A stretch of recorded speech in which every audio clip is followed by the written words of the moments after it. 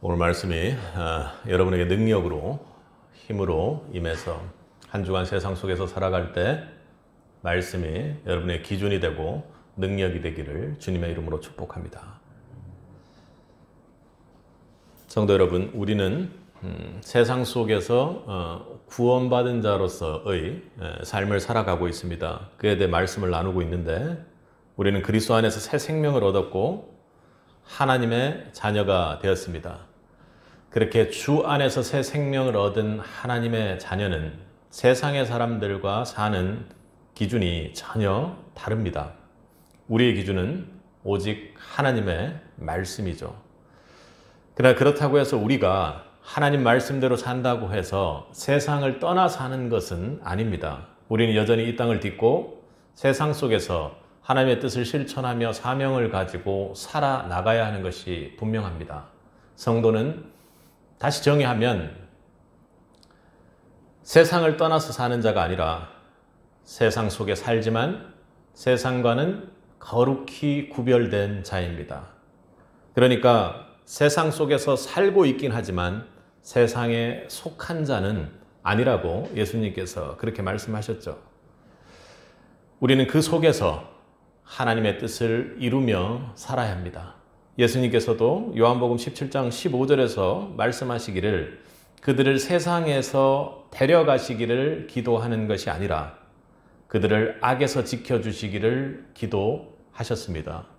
그러니까 우리를 세상과 완전히 분리해서 있는 것이 아니라 예수님을 붙잡고 이 세상 속에 살면서 예수님을 붙잡고 사는, 그 승리에 사는 삶을 사는 성도로서 완전히 세상과 구별되고 세상에 영향력을 끼치는 사람으로서 살아가게끔 그렇게 기도하셨습니다. 이는 성도가 세상 속에 있으면서 세상과 구별된 삶을 살아야 한다는 중요한 진리의 말씀이기도 하죠. 우리는 교회 안에서만 우리의 믿음이 드러나는 것은 아닙니다. 여러분, 교회에서 예수님, 예수님 하고 부르면서 기도를 하고 찬양을 합니다.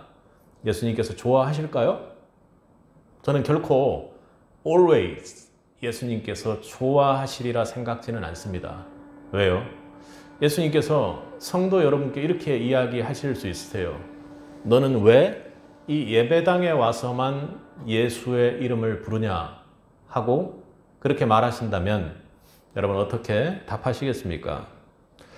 가정에서도 직장에서도 사회에서도 우리는 일일이 하나님의 백성으로 살아야 합니다. 오늘 말씀 주시는 가장 주전제처럼 우리는 반드시 세상에서 살아야 합니다. 세상 속에서 살아야 합니다. 그러나 세상과는 완전히 구별된 자로 살아야 한다고 주님은 말씀하십니다. 우리는 사회 속에서 하나님의 백성으로 살아가게 되죠. 그런데 때때로 우리는 세상의 권위, 국가나 법, 또 그리고 직장과 가정에서 주어진, 심지어는 우리의 부모님과 자녀 사이의 관계 속에서도 이 권위의 문제가 충돌할 때가 많습니다. 부모로서의 위치에서 봤을 때는 아이들에게 세상의 권위에 맞게끔 허용을 해주고 허락을 해줄 것이냐라는 문제가 있을 것이고, 또 내 부모의 이야기가 전혀 맞지 않는 상황인데 하나님의 법과 충돌할 때 우리는 어떻게 해야 되는지도 가정 안에서도 분명히 그런 문제가 일어나게 됩니다. 우리는 예수님이 직접 세상 권위에 대해서 말씀하신 장면을 떠올리게 됩니다. 예수님은 가이사의 것은 가이사에게, 하나님의 것은 하나님께 바치라고 말씀하시며 세상의 권위와 하나님의 주권이 우리가 생각하는 것과는 다르게 흑백적으로 이분된 논리가 아니라 하나님의 섭리 안에서 무언가 공존이라는 단어를 쓰기는 좀 부담스럽지만 그런 상태가 하나님 섭리 안에서 있을 수 있다는 것을 예수님은 말씀하셨습니다. 이러한 가르침은 오늘날 우리 성도들이 세상 권위에 대해서 어떤 태도를 가져야 될지에 대해서 생각하게 합니다. 로마서에서 12장에서는 우리는 하나님께 거룩한 산제사로서 우리와 하나님의 관계에 대해, 그리고 하나님으로부터 받은 사랑을 통해서 우리 자신을 사랑하고 공동체를 통해 그 사랑을 흘려보내야 되는 자라고 그렇게 말씀을 하셨습니다. 그런데 세상에 속해 보니 여러 가지 충돌되고 어려운 신앙과 믿음의 문제들이 있기에 오늘 로마서 13장에서는 세상의 권위와 하나님의 권위에 대해서 이야기를 합니다. 성도는 하나님을 경외함으로써 결론적으로 세상의 권위를 존중하며 그 속에서 하나님의 뜻을 드러내는 삶을 살아야 한다고 이야기를 합니다. 여러분, 아이가 학교에서 선생님의 말을 잘 안 들으면 어떻게 해요? 아이가 학교 선생님 말 잘 안 들으면 어떻게 됩니까? 혼나요. 왜 혼나죠? 선생님 말 안 들을 수도 있는 거 아닌가요? 왜 선생님 말을 대체 들어야 하는 걸까요? 그렇게 아이들은 묻습니다. 선생님, 심지어는 요즘 아이들은 선생님은 이런 문제가 있는데 우리 아이들한테만 뭐라 하셔 하면서 아이들이 오히려 선생님을 공격하기도 하죠. 왜 세상 속에 있는 권위로 주어진 선생님이라는 그 권위 앞에 우리는 순종해야 합니까? 그것은 단순히 벌을 피하기 위함이 아니라는 답을 하고 아이들에게도 잘 가르쳐 주어야겠죠. 1절은 이렇게 말합니다. 함께 읽겠습니다. 각 사람은 위에 있는 권세들에게 복종하라. 권세는 하나님으로부터 나지 않음이 없나니 모든 권세는 다 하나님께서 정하신 바라. 아멘. 바울은 13장 1절을 통해서 아주 분명하게 말합니다. 세상 권세에 복종하라고 말이죠. 왜냐하면 그것은 바울이 드는 이유로 세상의 모든 권세는 하나님으로부터 나온 것이라고 그렇게 이야기를 합니다. 그 권위는 하나님의 주권 아래 있으며 성도는 반드시 하나님께서 주신 세상의 권위이기에 그것을 존중하고 따라야 하는 기본 원칙에는 변함이 없다고 대선언을 하고 있는 것입니다. 그들이 받은 권위는 단순히 사람의 인격으로 누가 더 높고 낮음의 지위의 문제가 아니라 하나님께서 그 권위를 만드시고 그 권위의 자리에 하나님의 섭리로 그 사람이 분명히 와 있는 것이기 때문에 그렇습니다. 바로 하나님의 질서, 세상을 향한 하나님의 방식 때문에 생긴 권위라고 강력하게 이야기를 하는 것입니다. 그런데 우리는 앞서 아이들이 선생님 말 왜 들어야 해 하고 불만을 하는 것처럼 세상 권위에 불만을 가지거나 불편함을 느낄 때가 있죠. 또 그리고 때로는 세상의 권위자들이 부패하고 내가 살아도 저 정도는 아니겠다라고 생각할 정도로 막 비판하고 비난하지 말라고 그렇게 교회에서 가르치지만 여기 목끝까지 차오를 때가 있습니다. 그렇게 세상의 질서를 오히려 세상의 권위자가 무너뜨리는 모습을 우리는 보게 되기도 하죠. 그럴 때 우리는 그 권위에 불순종하거나 반발하고 싶고 그리고 그 말을 듣고 싶지 않은 유혹에 처하게 될 것입니다. 그러나 바울은 분명히 말합니다. 세상의 권세는 하나님이 정하신 것이고 그 권위에 반드시 따라야 한다고 말입니다. 지금 로마의 시대에 있는 바울이 로마의 교회를 향해 이렇게 얘기하는 것은 로마의 그런 폭력, 힘에 의한 평화 속에서 밑바닥에서 겪고 있는 사람들의 고통이 압제 속에서 너무나도 힘든 줄 분명히 압니다. 그럼에도 불구하고 세상의 권세와 세상의 방향들은 하나님께서 정하신 것이니 거기에 반드시 복종해야 한다고 그렇게 선언하고 있는 것입니다. 다른 성경을 보면 베드로 전서를 통해 인간의 모든 제도를 주를 위하여 순종하라고 그렇게 가르칩니다. 여기서 베드로는 왕과 같은 세상의 권위자들에게 순종하는 것이 하나님을 향한 순종과 연결되어 있음을 바울과 같이 그렇게 강조하고 있는 것입니다. 특별히 모든 권위라고 이야기를 하면서 단순히 국가 그리고 단체, 정부만을 의미하는 것이 아니라 앞서 말했듯 가정과 직장, 사회 아무리 작은 공동체 속에서도 주어진 권위가 있다면 그 권위는 하나님께서 부여하신 것이기에 분명히 순종해야 한다고 간략하게 명료하게 그렇게 가르치고 있습니다. 성도로서 우리는 이 권위에 순종함으로써 하나님께 복종하는 것으로 순종하는 것으로 연결된다고 이야기하는 것입니다. 그러니 우리의 세상의 권위를 향한 정말로 열심으로 하는 순종은 단순히 세상을 향한 따름, 복종에 머무는 것이 아니라 주님을 향한 영적 순종의 행위에 해당함을 우리는 오늘 본문을 통해 생각할 수가 있습니다. 성도 여러분, 다니엘은 바벨론 제국의 포로였습니다. 그런데 그는 하나님의 사람이었죠. 그곳에서 그는 하나님께서 세운 이방의 권위에 충실히 섬기면서 그렇게 살았던 사람입니다. 느부갓네살 왕이 꿈을 해석하지 못해 지혜자들을 모두 죽이기 위해 처했을 때 다니엘은 하나님의 인도를 구하며 왕 앞에 나갔죠. 그런데 다니엘이 그 세상의 권위를 존중하고 그것이 하나님의 권위로부터 나왔다라고 그렇게 마음속으로 신앙으로 제대로 지금 현재 바울이 강조하는 신앙과 동일한 신앙을 가지고 있던 자임을 우리는 말씀을 통해 알 수 있습니다. 다니엘서 2장 28절에는 그 꿈을 해석하기 위해 나아가며 오직 하늘에 계신 하나님이 비밀을 나타내시며 왕에게 장래의 일을 알게 하셨나이다, 이렇게 이야기를 합니다. 그러니 바꾸어 말하면 내가 믿는 신 여호와 하나님께서 당신을 왕으로 인정하고 있고 당신 왕의 미래가 어떻게 될 것인지를 나를 통해서 꿈을 해석했다고 이야기하면서 하나님을 세우고 하나님이 모든 이 인류와 모든 천지 만물의 주관자임을 공표하면서도 그것이 하나님으로부터 느부갓네살 왕의 권위가 나왔음을 선포하고 고백하는 자리였던 것입니다.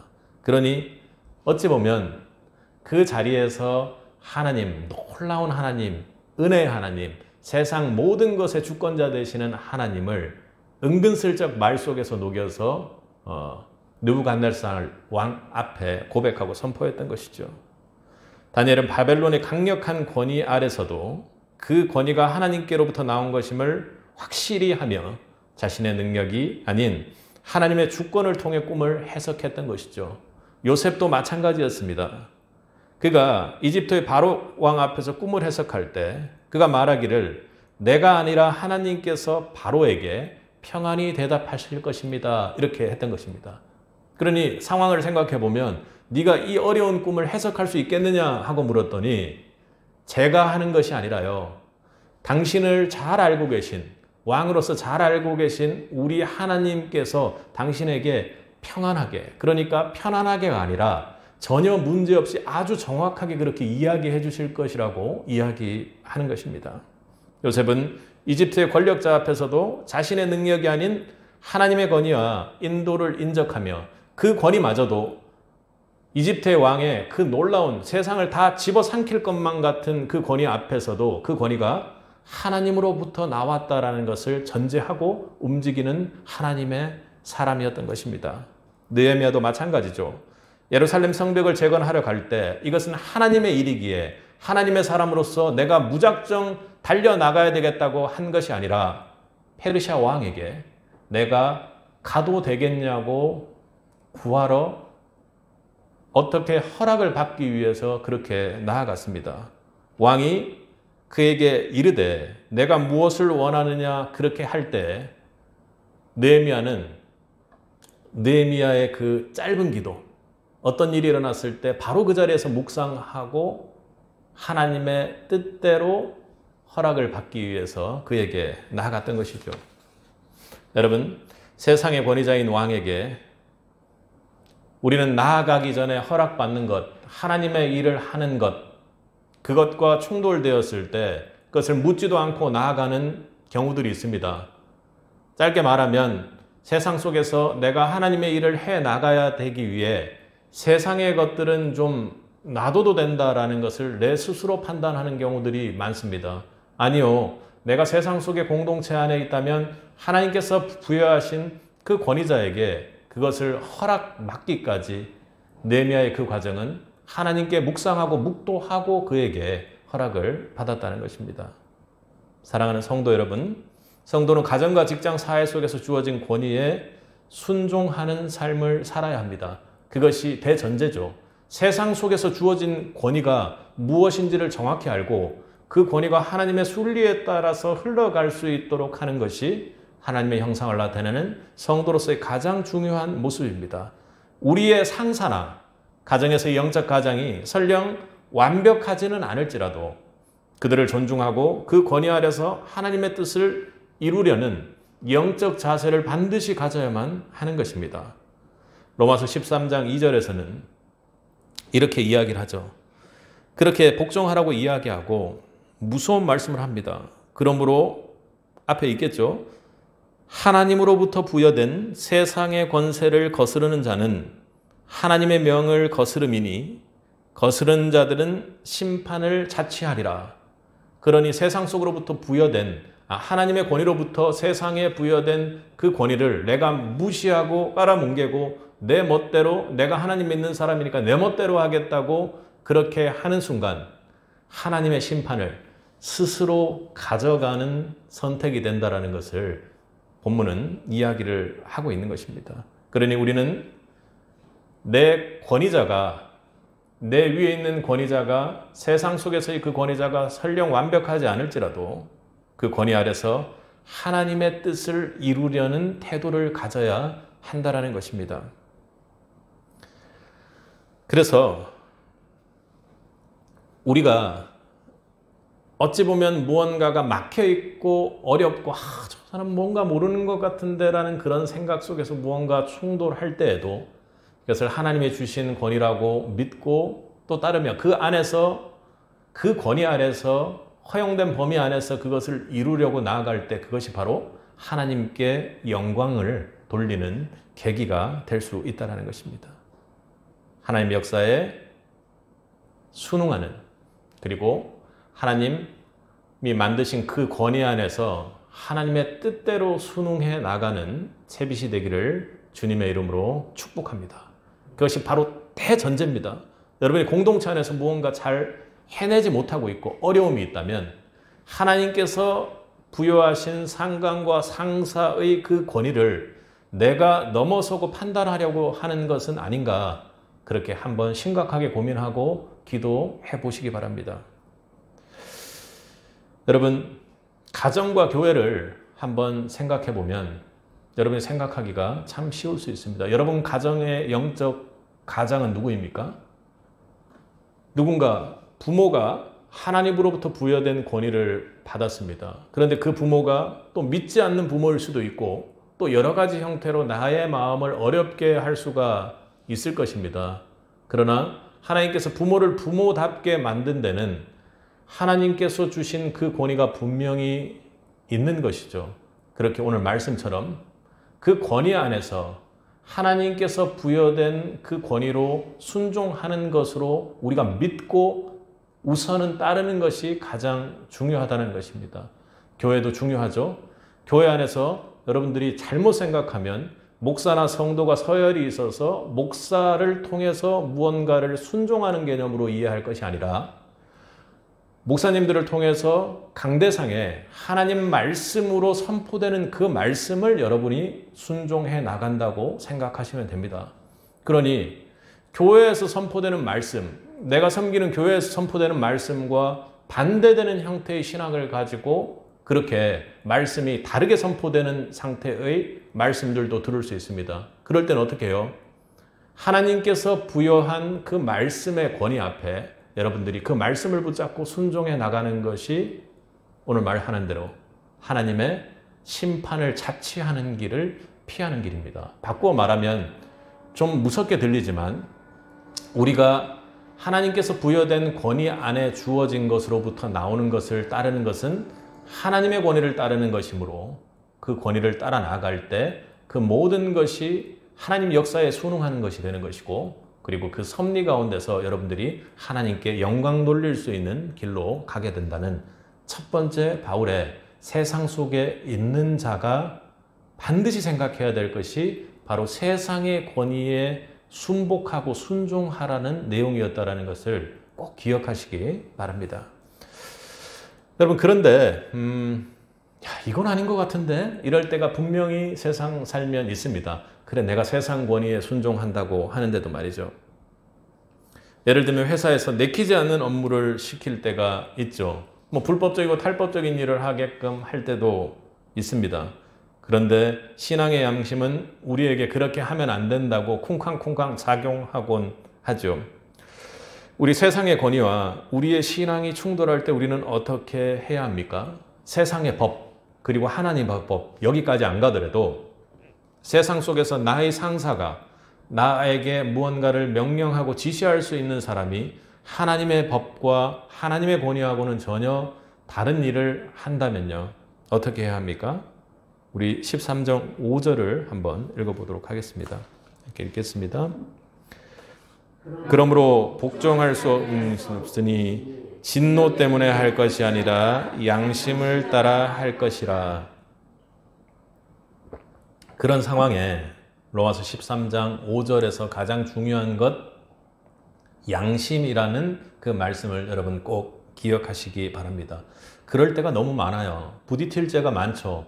그럴 때 양심이라는 말, 그리고 오늘 말씀을 여러분 가슴속에 꼭 새기고 실제로 삶 속에서 실현해낼 수 있기를 바랍니다. 바울은 우리가 세상의 권위에 복종하는 이유를 그렇게 설명합니다.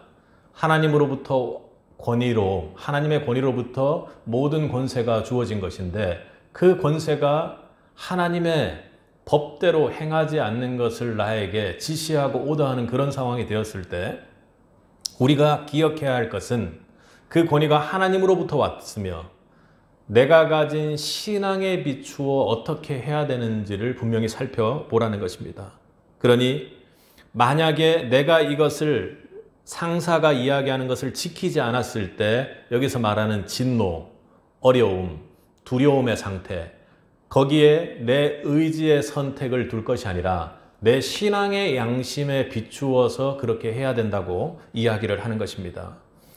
그러니 내 처벌, 내가 받게 될 불이익, 세상 속에서의 왕따, 버려짐, 수치 이런 것들이 중요한 것이 아니라 가장 중요한 것은 선한 하나님을 향한 양심이 거기에서 기준이 되어야 한다고 하는 것입니다. 왜요? 그 권위가 하나님으로부터 왔다고 완벽하게 내가 믿고 있기 때문에 그렇습니다. 우리는 하나님의 뜻을 따라 양심에서 우러나오는 순종의 방향을 택해야 합니다. 우리가 세상 권위에 순종하는 이유는 단순히 처벌이나 내 불이익을 피하기 위함이 아니라고 이야기하는 것이죠.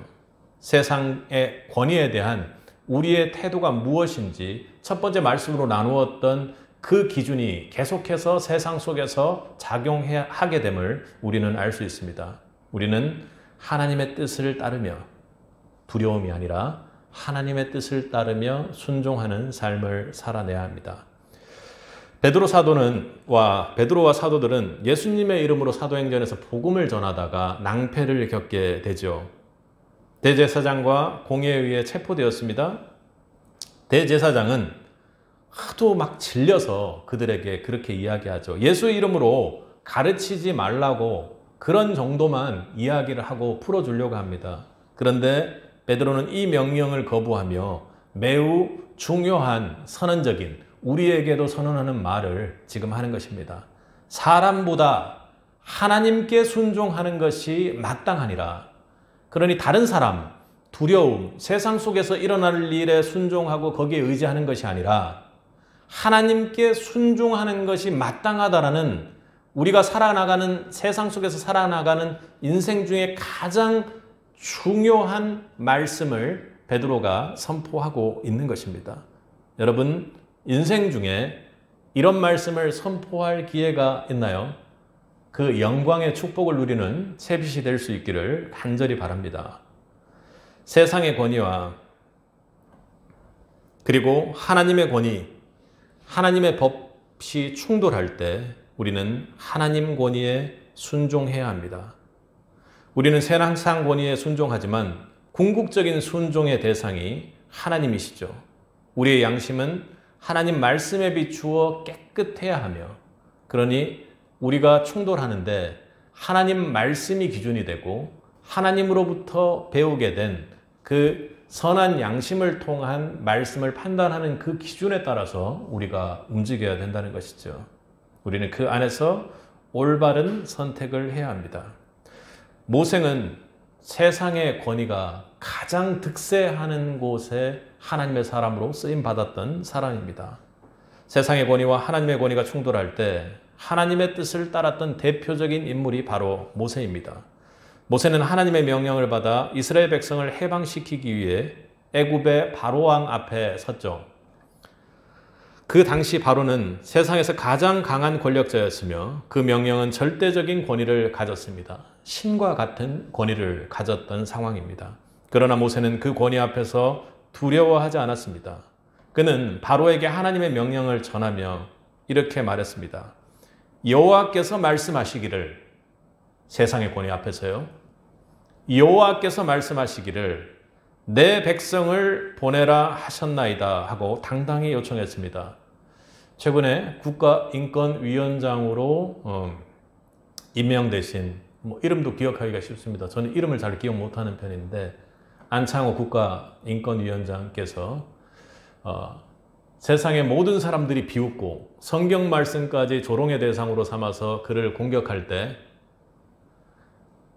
학교에서도 하나님의 창조에 관한 창조론을 저는 그냥 가르쳐야 된다고 생각합니다 하고 그렇게 담담하게 이야기했습니다. 화낼 일이 아니죠. 진화론도 어떻다 이렇게 공격하는 것 말고 그냥 창조론도 가르쳐야 된다, 그렇게 이야기를 하는 모습을 보았습니다. 그리고 차별금지법에 대해서도 그것이 오히려 그리스도인들을 역차별받을 수 있는 상황이 된다고 그렇게 담담히 이야기하셨습니다. 내 생각은 그렇다고. 그러나 국가인권위원장으로 섰을 때는 하나님이 국가인권위원장으로 준 권위의 범위가 분명히 있을 텐데 그 권위 범위 안에서 서로 협의하고 논의하고 다수결로 결정을 해서 무언가 일을 처리하겠다고 그렇게 이야기를 했습니다. 다른 것보다 다른 사람들의 공격이 그렇게 심한데도 화내지 않고요, 그렇게 덤덤하게 하나님의 그 창조과학을, 창조론을 우리의 아이들이 배워야 된다고 그렇게 얘기하는 모세에서요, 참으로 감동을 받았습니다. 모세가 이야기하는 것도 지금 그런 내용 아니겠습니까? 바로는 하나님의 명령을 무시하고 이스라엘 백성을, 그 이야기를 듣고 더욱 강하게 억압했죠. 어찌 보면 모세 왜 건드려가지고 이렇게 우리를 힘들게 만들었어 하고 세상 사람들은 욕하고 공격할지 모릅니다. 하지만 모세는 하나님께서 주신 명령이기에 하나님께서 주신 그 사명을 포기하지 않았습니다. 왜요? 하나님의 권위는 세상의 어떤 권위보다도 크기 때문에 그렇습니다. 권위의 크기가 있다면 권위로부터 나온 작은 새끼 권위들이 이 세상을 다스리고 이끌어 가게끔 도구로서 사용되는 것 아닙니까? 바로의 강력한 권력 앞에서도 하나님께서 이스라엘을 구원하실 것이라는 그런 확신을 가지고 계속해서 바로에게 나아갔고, 결국 하나님은 10가지 재앙을 통해 바로에게 손을 들게 하시고 애굽에서 이스라엘을 구원해 내셨습니다. 모세의 이야기는 우리에게 하나님의 권위에 대한 중요한 교훈을 줍니다.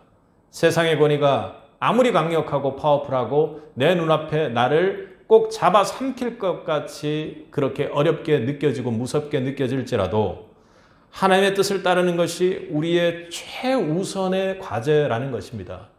무언가가 충돌할 때 세상의 것이 내 눈앞에 있어서 너무나도 크게 보일지 몰라도 우리 성도가 세상 속에서 해야 될 것은 하나님의 권위를 붙잡고 그 권위가 반드시 세상의 권위를, 하나님과 충돌하는 그 세상의 권위를 승리하고 이끌어 주실 것이라는 것을 우리가 믿고 나아가야 한다는 것입니다.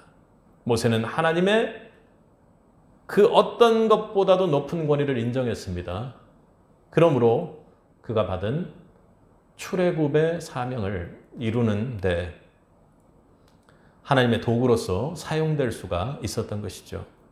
사랑하는 성도 여러분, 성도는 사회에서 법을 따르는 것이 단순한 의무가 아니라 양심의 문제를 통해 해야 하는 것임을 기억하십시오. 그러니까 양심에 따라 침을 뱉으면 안 된다 이런 것이 아니라 신앙인으로서의 양심, 그러니까 심장보다 더 아래에 있는 예수 그리스도가 이끄는 그 양심에 따라서 모든 문제를 판결해야 한다는 것입니다. 그렇다면 아까 국가인권위원장 안창호 위원장이 그렇게 이야기했던 것처럼 화낼 것도 없고 당연한 일을 왜 그렇게 이야기하느냐 하게 되는 것이죠. 아무도 말릴 수가 없는 상황이더라고요. 우리가 세상 권위에 순종할 때에는 그 세상 권위가 무서워서 그것을 처벌을 피하기 위해 세상의 권위를 선택하는 것이 아니라 내가 불이익 받으니까 그냥 세상 쪽으로 그냥 좋게 가야지 그렇게 하는 것이 아니라 선한 양심에 따라 우리가 움직여야 된다는 것입니다. 우리 내면에서 하나님 앞에 깨끗한 양심을 유지하는 과정이 그 충돌의 과정에서 하나님의 법을, 하나님의 권위를 인정하고 우리의 신앙대로 나아가는 것이 매우 중요하다는 것입니다. 우리가 신앙의 문제와 하나님의 법이 충돌하는 것을 잘못 적용하면 좀 이상한 상황이 일어날 수 있습니다. 우리는 코로나 시대에 우리가 예배를 방해받는다고 생각하는 경우들이 참 많았습니다. 세상이 예배를 방해했습니까? 우리가 느끼기에는 예배할 수 없도록 우리만 옥죄는 것 같은 느낌이 들었습니다. 그런데 오늘 말씀에 비추어 보면 법을 제정하고 무언가 시정하고 명령하고 행정력을 발동할 수 있는 것은 하나님으로부터 나온 국가의 권위입니다. 그런데 그 국가가 단순히 예배를 방해하기 위한 목적이 아니라 국가의 안전, 위생, 복지를 위해서 예배에 대해서 온라인으로 예배할 수 있도록 혹은 여러 가지 형태로 예배할 수 있도록 권고하는 것은 그것은 국가로서 당연히 해야 될 책무이고 임무입니다. 따져보니 여러 가지 부분들 중에서 왜 저기는 안 하는데 불교 사찰에 대해서는 안 하는데 왜 기독교 교회에 대해서만 그렇게 하느냐라는 것을 여러분 어떻게 생각하십니까? 주일에 약 수백만 명이 교회에서 모여서 하나님을 찬양한다라는 것을 저들도 알고 있다라는 것 아닙니까? 우리가 가장 우리의 하나님이 정말로 믿을만하고 신앙 안에서도 가장 많은 사람들이 믿고 있기 때문에 그리고 그렇게 예배의 행위를 하고 있기 때문에 국가가 그렇게 보았던 것이죠. 국가의 행동을 옹호할 생각은 전혀 없습니다. 그런데 그럼에도 불구하고 이거는 도저히 아니다. 어떤 경우에도 예배를 드려야 하는 것이다 라는 신앙의 양심이 발동한다면 어떻습니까? 어때요? 그럴 정도로 철저하게 내가 하나님의 그걸 지켜야 한다면 반드시 이 말씀도 지켜야 하는 것이기 때문에 모든 방역 조치를 스스로 하고 그죠? 의사 선생님들이 왜 하는 거 있잖아요. 그런 것들을 모두 하고 예배를 드리겠다고 하는 신앙의 결단도 존중합니다. 우리 그 국가의 국무위원 중에서 코로나 때 예배를 드리다가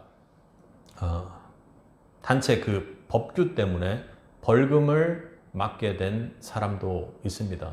그런 신앙의 결단을 분명히 존중하되 하나님께서 주신 그 권위가 우리에게 작동해와서 무언가 내가 가지고 있는 것과는 충돌할 때 분명히 여러분이 적용해야 될 것은 상대를 비난하고 비판할 것이 아니라 혹은 내가 그 두려움 때문에 혹은 벌금 맞을 것 때문에 내 결단을 제대로 못하는 것이 아니라 반드시 하나님께서 주신 신앙의 결단 안에서 그 일을 이루어 나가야 한다는 것입니다.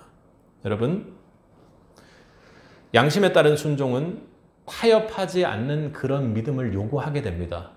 그러다가 우리가 장렬히 순교하게 될 수도 있고 장렬히 정말로 전쟁으로 치면 전사하게 될 수 있습니다. 그건 바로 영적 전쟁인 것이죠. 성도로서 우리의 양심의 소리에 귀를 기울이고 성령의 음성에 민감하게 반응해야 합니다. 그런데 그 양심이 하나님 앞에서 정말로 올바른 것인지를 보아야 한다는 것입니다. 괜한 코로나 예배에 있어서도 음모론이나 여러 가지 잘못된 사단의 음성들에 여러분들이 민감하게 반응해서 오히려 상대를 비난하고 싸우고 갈등을 증폭시키는 사단의 덫에 절대로 빠져서는 안 된다는 것이죠. 중요한 것이 내가 신앙의 반대편에 있는 것이 아니라 내 신앙이 그렇구나 하고 결단하고 나아가는 것이 여러분의 신앙이 되기를 주님의 이름으로 축복합니다. 그러니 그 양심이 하나님 앞에서 방식으로도 올바른지를 분명히 보라고 말씀드리는 것입니다. 만약 여러분들은 어떻습니까? 아이들의 전학 문제에 대해서 어떤 학생이 저에게 상담을 한 적이 있습니다. 이 학교가 너무 멀고 적응하기가 힘들어서 A 학교에서 B 학교로 전학을 가고 싶은데 그 전학 갈 방법이 없는 거예요.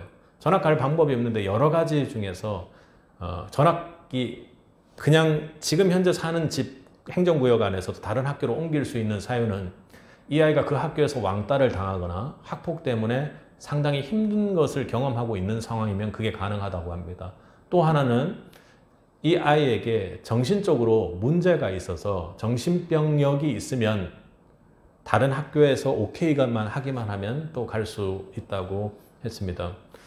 그런데 지금 학교에서 왕따를 전혀 당하고 있질 않으니까 대신 적응을 못하는 정도뿐인데 그래서 저에게 그런 이야기를 했어요. 정신과 병원 상담을 받아서라도 3개월 정도 이렇게 쭉 꾸준히 약을 타먹고 하는 그 과정을 거쳐서라도 전학을 해야 되겠다고 이야기를 했어요. 제가 뭐라고 얘기했을지는 분명히 여러분들이 다 알 거라고 생각합니다. 그 아이에게 뭐라고 이야기를 해줘야 됩니까? 뭐라고 이야기를 해야 되죠?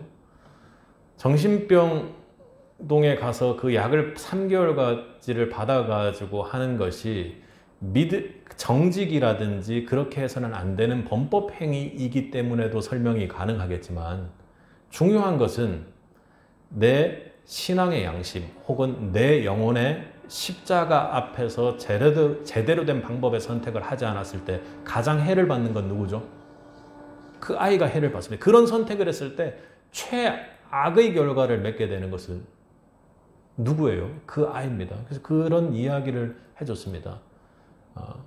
교회에서는 하나님을 믿는 사람들은 방법마저도 상당히 좋아야 된다. 그러면은 정직이라든가 잘못된 범법을 저지르는 거라는 것 때문에 자신의 정죄함 때문에 상당히 말이 안 될 수 있는데 그건 그렇게 했을 때 네 영혼에 가장 큰 해가 되기 때문에 하나님께서는 그걸 말린다고 그렇게 이야기를 해줬습니다. 방법 또한 하나님의 법에 맞아야 된다는 것입니다.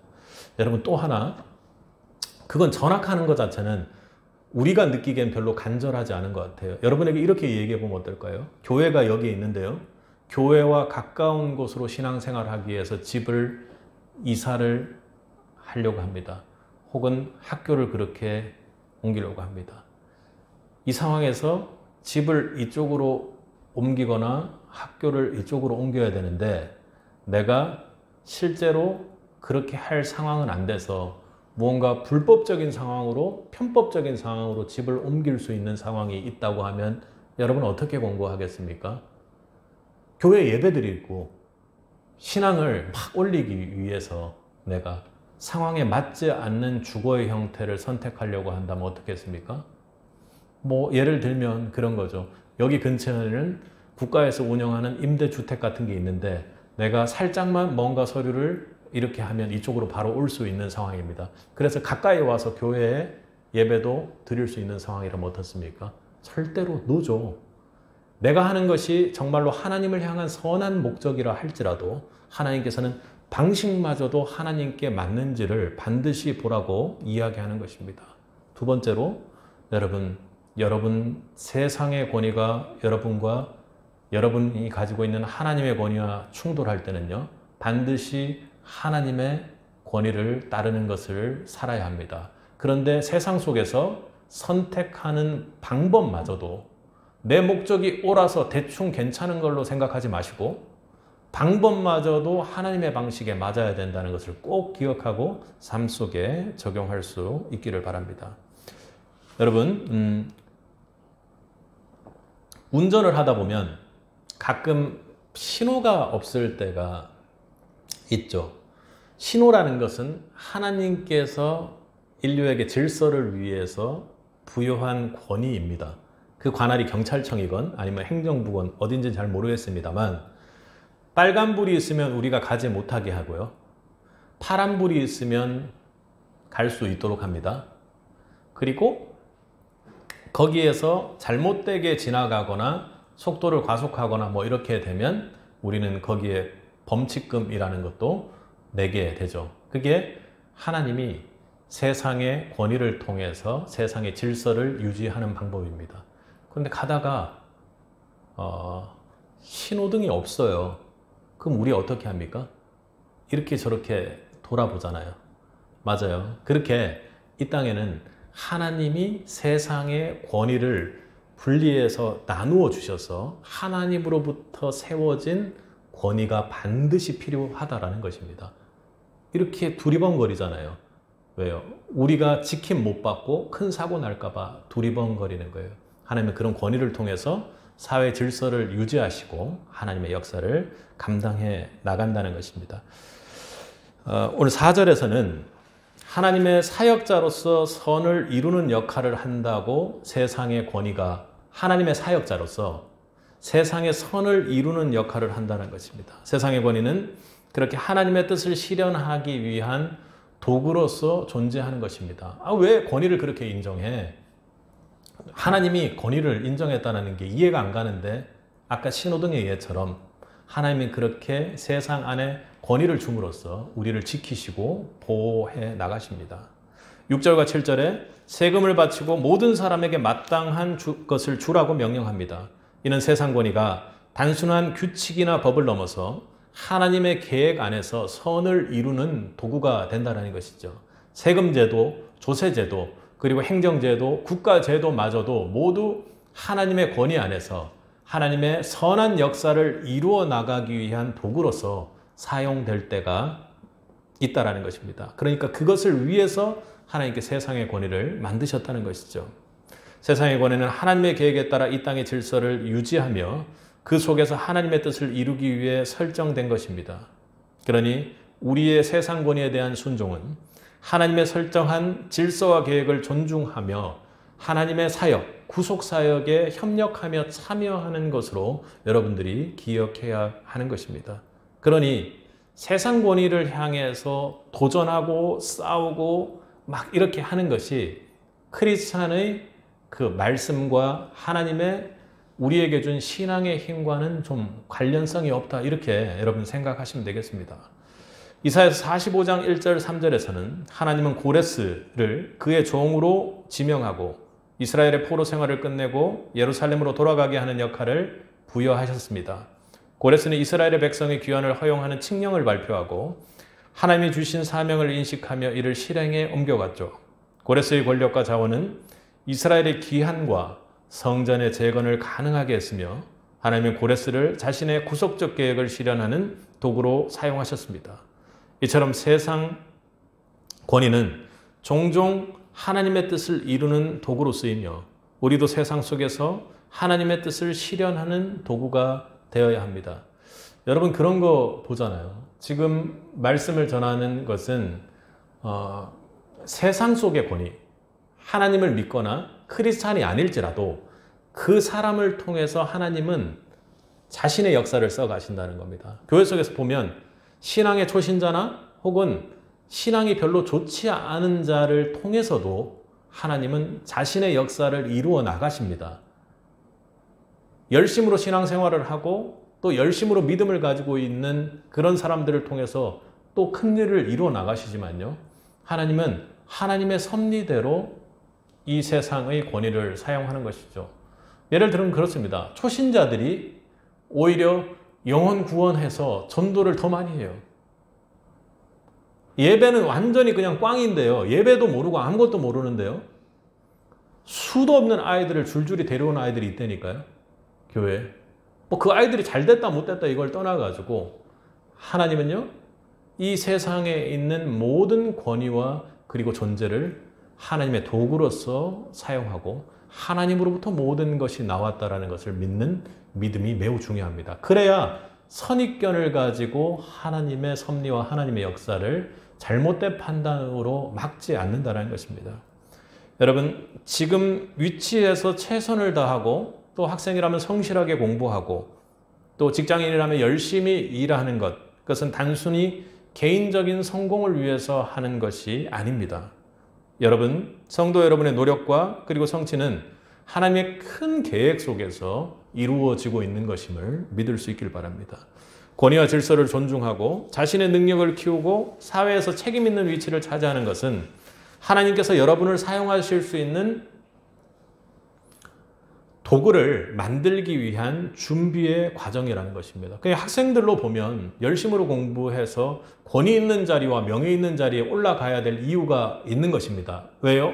하나님께서 세상의 권위를 만드셨고 세상의 권위를 통해서 하나님의 일을 이끌어 가시는데 내가 할 수 있는, 세상 속에서 할 수 있는 역량이나 이런 것들이 많은 자리로 가면 갈수록 큰 일을 하나요? 그건 아니지만 하나님께서 이 사람에게 열심히 공부하고 열심히 세상 속에서의 권위자의 위치에 올라간 사람에게 맡기실 일들이 있다라는 거죠. 더 큰 규모와 더 큰 스케일의 일들을 하게 된다라는 것이죠. 그리고 또 하나는요, 앞서 말했듯 세상의 권위가 불완전하더라도 하나님께서 만약에 그 권위를 만드신 것이라면 지금 나는 화가 나고 왜 저러나 하고 답답할지라도요, 믿는 성도는 반드시 하나님께서 만드신 권위를 통해서 큰 일을 이루어낼 것이라는 걸 여러분 믿을 수 있어야 하는 것입니다. 아멘. 그래서 여러분, 하나님께서 주신 권위이기 때문에 그 모든 것을 복종해 나가십시오. 부딪힌다면 하나님께서 주시는 선한 양심을 통해서 여러분에게 주신 신앙을 통해서 신앙의 결단으로 돌파해 나가지, 세상의 불이익이나 세상의 편견 이런 것 때문에 여러분들이 절대로 의사결정을 해 나가는 자가 되지 않길 바랍니다. 바꾸어 말하면 저도 만약에 이 개척교회와 사역을 하는데 하나님하고의 관계에서를 통해서 사역을 해나가고 그 비전을 받고 나가야지, 대형교회 목사님이나 혹은 앞서 해놓은 선배들이 이루어 놓은 것들을 긁적여 보는 것은 내 지적인 차원이나 이렇게 했구나 하는 팩트를 확인하는 차원에서는 중요한 것이지만 하나님께서 나에게 맡기실 것하고는 전혀 상관이 없는 것이라는 겁니다.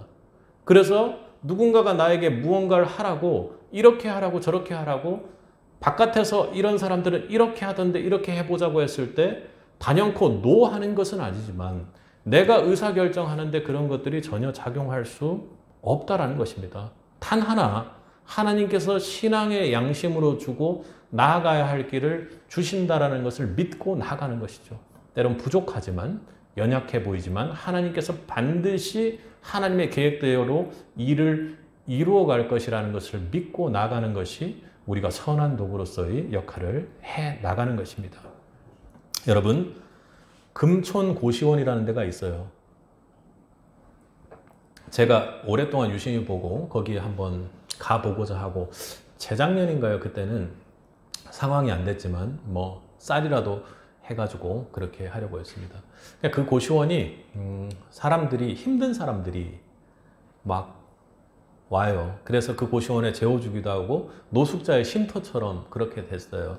울산에서도 막 전화가 오고, 그렇게 최근에 그 방송에서 그분이 나왔어요. 보니까 이제 쌀이 떨어졌다는 것 같았어요. 하여튼 그런 느낌의 분입니다. 그러니까 거기에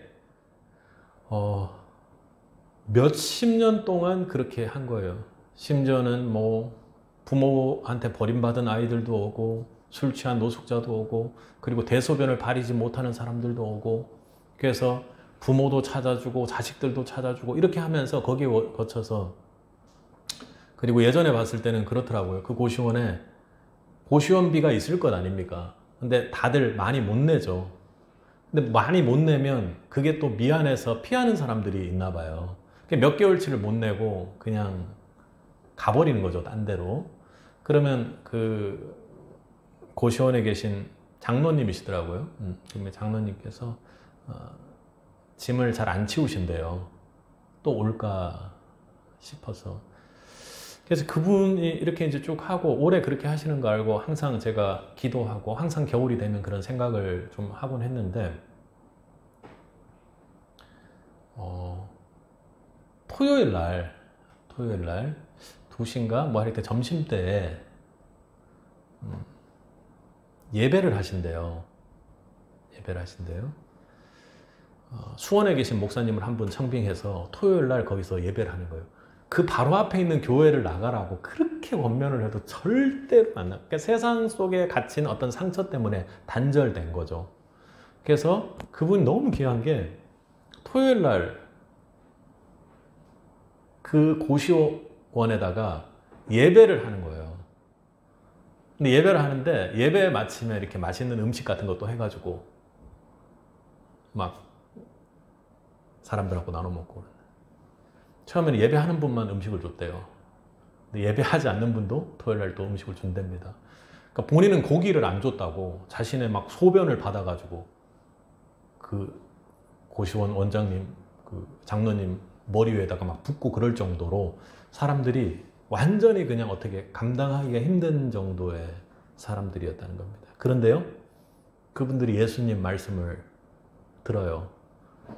다른 것보다 어떠한 문제도 해결할 수 없는 장로님이지만 자신 안에 품고 있는 예수님이 있기에, 그리고 세상 속에 하나님이 주신 권위는 작은 고시원에 정말 형편없는 시설에 있는 거기에 책임자로 하나님이 주셨습니다. 그런데 그렇게 주신 그 자리를 믿고 그렇게 오랜 기간 동안 그렇게 해 나왔던 겁니다. 그런데 그들에게 예수님을 전하고 교회 가라고 하고 해도 안 됐는데, 여러분, 하나님 법에는 맞지 않아요. 하나님의 예식에는 구약에 맞는 어떤 내용은 아닙니다. 그리고 교회적인 모습도 아니에요. 그런데 거기가 저는 하나님의 임재가 반드시 있는 곳이라고 생각합니다. 그 믿음이 매우 중요하죠. 사랑하는 성도 여러분, 세상의 권위가 불완전할지라도, 그리고 세상 속에서 내 위치가 불완전할지라도, 그리고 여러분이 섬기고 있는 교회나, 그리고 또 여러분이 속해 있는 사업장이나 공동체가 때로는 막 엄청나게 휘황찬란한 그것이 아닐지라도 정말로 중요한 것은 거기에 하나님이 있느냐 하는 것이 가장 중요한 것입니다. 새빛교회는 어떻습니까? 저는 새빛교회가 반드시 우리가 여기 입당 때 기도했던 것처럼 재정도, 영혼도, 그리고 새빛교회에 변모되는 모든 모습들도 하나님 은혜로만 가능하다는 것을 믿습니다. 여러분 기억해야 될 것은 이 새빛교회는 모든 이름 위에 뛰어난 권세를 가진 예수 그리스도가 주인이기 때문에 그렇습니다. 아멘. 여러분 예수 그리스도를 기억하시기 바랍니다. 새빛교회라는 이름 뒤에 선명하게 예수 그리스도를 볼 수 있는 새빛의 성도들이 되길 바랍니다.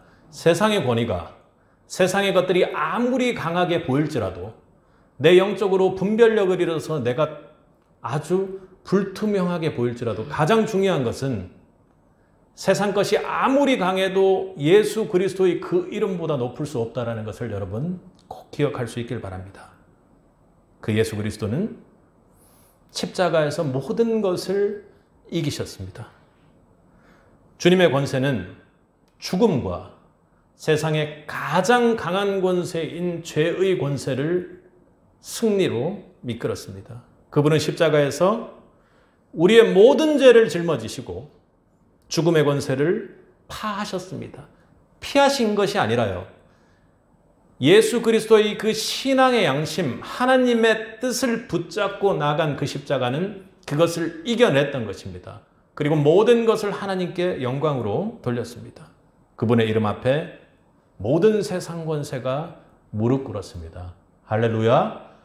하나님께 모든 영광을 돌리는 그 자리를 믿는 자가 여러분들이고, 그 예수 그리스도의 이름이 세워진 곳이 새빛교회라고 믿습니다.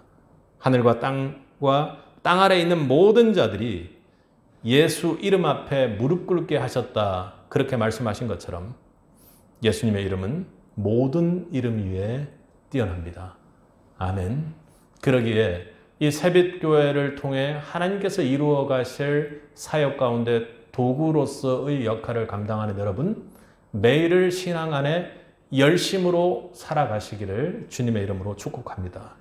우리 성도는 세상 속에서 살아가야 합니다. 왜요?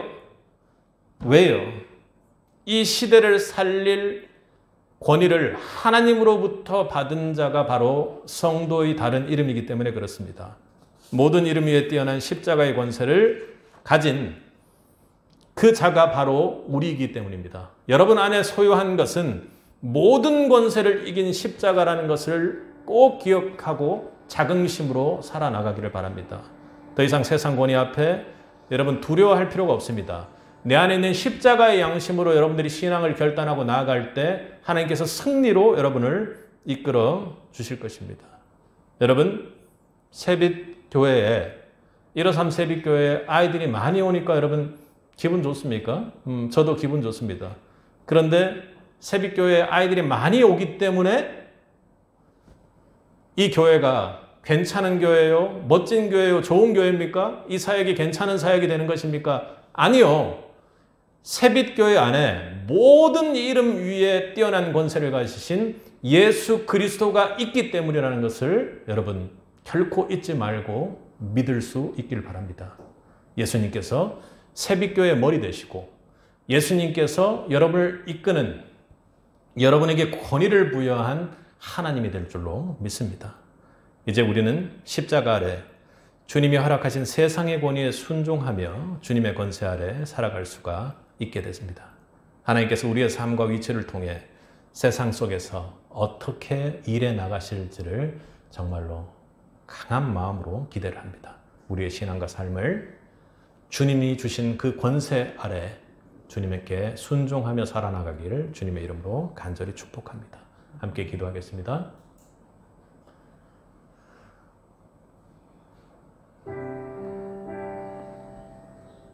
사랑과 은혜가 풍성하신 아버지 하나님 감사합니다. 오늘 말씀 통해서 하나님께서 주셨던 것처럼 세상 권위 앞에 순종하는 세빛이 되기를 간절히 소원합니다. 주님, 세상을 두려워하고 그리고 세상의 어떤 불이익을 피하기 위해 세상의 권위에 순종하며 존중하는 것이 아니라 그 권위가 하나님으로부터 온 것이기에 신앙의 양심에 맞추어 순종하는 자들 될 수 있기를 간절히 소원합니다. 주의 은혜를 베풀어 주시고 그 순종 가운데 하나님께서 축복하여 주옵소서. 주님, 우리가 지금은 연약한 도구고 미약한 도구이지만 하나님께서 우리를 통해서 펼쳐나가실 일이 무엇인지 저희는 믿습니다. 아무리 연약하고 우리가 부족할지라도 주님께서 우리와 함께 하시면 깨어진 그릇이 붙은 그릇이 될 것이요 작은 그릇이 큰 그릇이 될 것이요 그리고 나는 할 수 없어 하던 자들이 주님 이름 믿고 담대히 확신과 믿음을 가지고 나아갈 줄 믿습니다. 주여 우리에게 담대한 믿음을 허락하여 주옵소서. 육신의 어려움과 또 그리고 상황상의 어려움 때문에 우리가 좌절하고 낭망하고 낙심할 수 있습니다. 주님, 그런데 주님께서 사용하는 도구라면 주님께서 빚어가실 것이고 주님께서 책임져 주실 줄 믿습니다. 주여 우리 모두에게 은혜의 축복을 내려주옵시고 치유의 축복을 내려주옵시고 주님께서 주시는 강건함의 축복 또한 내려주옵소서. 주님, 우리가 하는 일에 있어서 주님의 선명한 인도가 주어지기를 간절히 소원합니다. 주님, 다른 것 말고 예수 이름을 붙잡을 수 있는 세빛 될 수 있도록 도와주옵소서. 다른 권위를 붙잡는 자가 아니라 예수 이름의 권위 앞에 무릎 꿇는 세빛이 될 수 있도록 주님 도와주옵소서. 아버지 주여, 이를 통해 주님께서 이루어 나가는 사역을 포기하옵소서. 함께해 주실 줄 믿사오며 예수님 이름으로 기도드렸습니다. 아멘.